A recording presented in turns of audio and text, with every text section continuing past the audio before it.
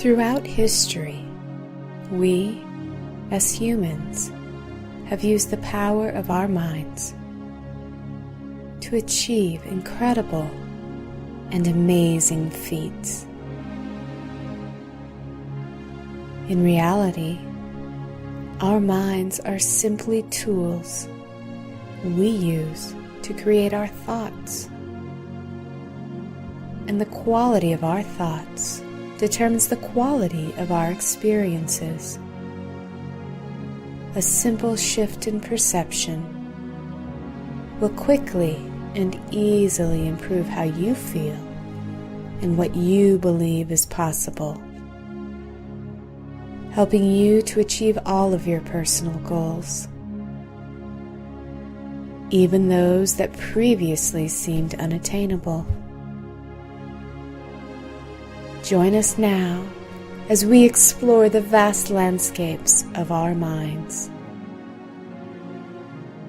This is Mind Over Matter. Good evening, I'm Mitch Friedman. And I'm Brandolyn Jokiel, and you're watching Mind Over Matter TV, where we teach you how to use the power of your mind to feel better, overcome those obstacles, and successfully reach your goals, and laugh a lot. And laugh a lot. It's going to be a great show tonight, but before we get into that, I wanted to tell a story. Can I tell a story about Nick? Of course, yeah, Okay. Absolutely. So, Nick is 5. He's going on 6. He'll be 6 in December. And he lost his first tooth about a month or so ago. And he was very excited. It happened on the weekend. He actually pulled it out. And put the tie a knot on it. Did you ever do that and tie it to the when doorknob I was a kid, and slam the doorknob? slam it. But this one, he just kind of did the wiggle, wiggle, wiggle until it came out.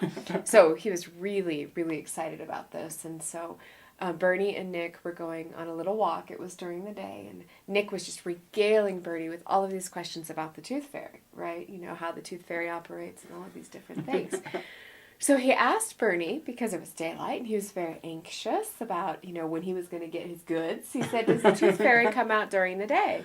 And Bernie said, no, she only comes out at night. And he said, well, what does she do all day? And Bernie said, I have no idea what she does all day, but maybe she sleeps so that she can, work at night. Be up all night. Right, be up all night. So Nick thought about this for a second. They're walking along side by side. He looks at Bernie and he says, oh, so the tooth fairy's nocturnal.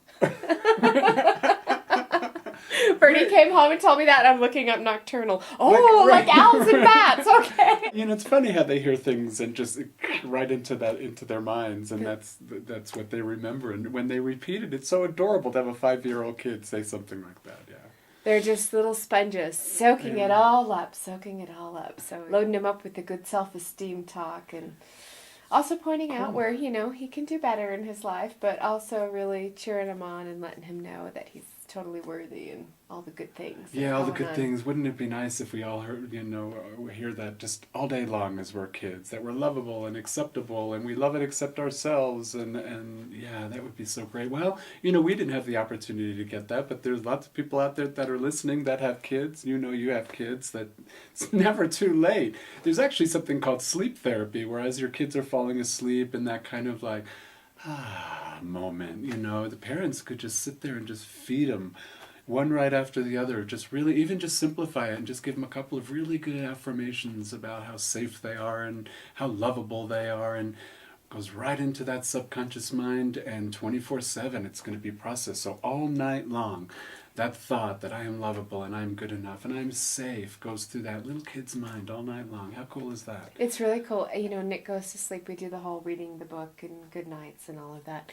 And then he falls asleep. And then before I go to bed, I go in and make sure he's covered up. I do the whole mom thing. I lean over and I kiss him, and I always whisper in his ear, you are lovable and we love you. And I've been doing this for, I don't know how long, for a very long time. And one night he said, you always come back and kiss me, don't you? So he's snoring away, but some part of him knows that I'm back there saying, nice things to them. And, you said we didn't get it before when we were kids. Usually, most of our parents didn't talk to us like that. Yeah. But we get it all day long now. I tell myself Yeah, all it's kinds true. of wonderful things. And I should make that an I statement. I know my parents loved me and adored me, but it certainly wasn't an outspoken, they didn't say it with their outside voices very much.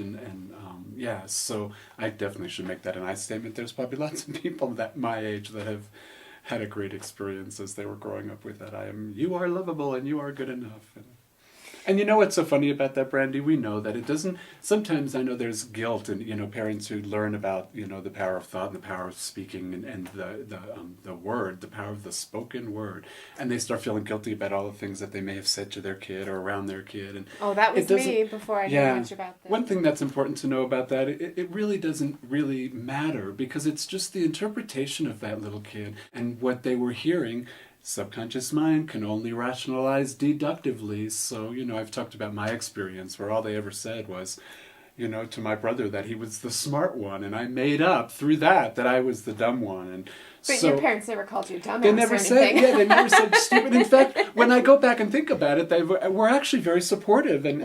But what I remember from that moment, making that thought up, accepting that idea about myself, then of course the only thing that I see and notice is evidence that that's what's true in life. But so we don't even need to think about the event. It's really just about changing whatever doesn't feel good, whatever thought's coming up that doesn't feel good right now. All you have to do is ask yourself, wow, that's the thought I don't want to be thinking because it's creating this feeling that I'm not wanting to feel. Then what can I think about right now that feels better than this? And I have no idea how we got off on this. We're just talking about kids and raising self-esteem. Okay. And, one thing I did over a year ago is I wrote my daughter Gabriella, who's a teenager, I wrote her a letter and just said all of the wonderful things about her, that she is lovable and she's good enough and she's important and she's brilliant and I love her and I enjoy her company and she's got a great sense of humor.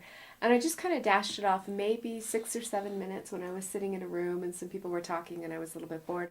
I wrote it really quickly, gave it to her, simple piece of paper, folded up, gave it to her. It's been hanging on her wall ever since. And about 3 weeks ago, she came downstairs and she said, today's the day that a year ago you wrote me that letter. She has the anniversary of the letter. Wow. So words are so powerful, folks. Yeah. Tell your kids, we have to guide them. We have to raise them to be responsible citizens and also give them feedback so that they know where to self-direct.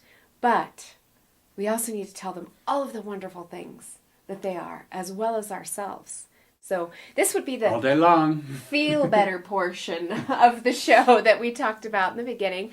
We actually do have an interview to do today. And he's walking into the door right now. We can hear him coming in. So cheering for Kirk and Suze. Wonderful. Yeah, and I'm excited to meet Kirk, but I'm also really excited. This is something that I've been interested in my whole life. Just come sound on over, healing. Kirk. Yeah, come on in. Hey. We're talking about you.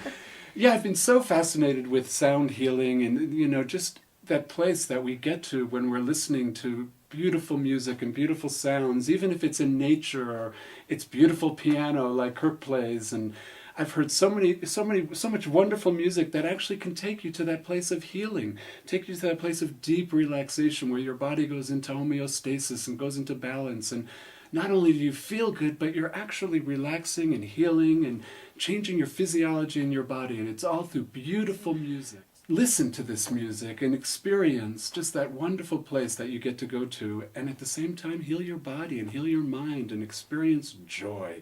And it's as easy as listening to beautiful music. So I'm going to go ahead and let you introduce Kirk. So I'm so happy and delighted to have with us here in the studio Kirk Sugars. He's a pianist and a licensed massage therapist, and he is a person that a while back I did some work with. So I'm happy to see him here and that he agreed to drive in the snow to do this interview. Thank you, Kirk. Thank you for being here. So how long have you been in New Mexico? I actually moved to New Mexico in 1993. I married a woman who's from Los Alamos. I'm originally from Northern California and grew up in the San Francisco Bay Area, the Sacramento Valley. Oh, nice. Yeah, and I'd heard of New Mexico, but I didn't know a thing about it until I met her, and she took me on a trip here, and I fell in love with her and New Mexico at the same time, and we've been here almost ever since. Oh, fantastic.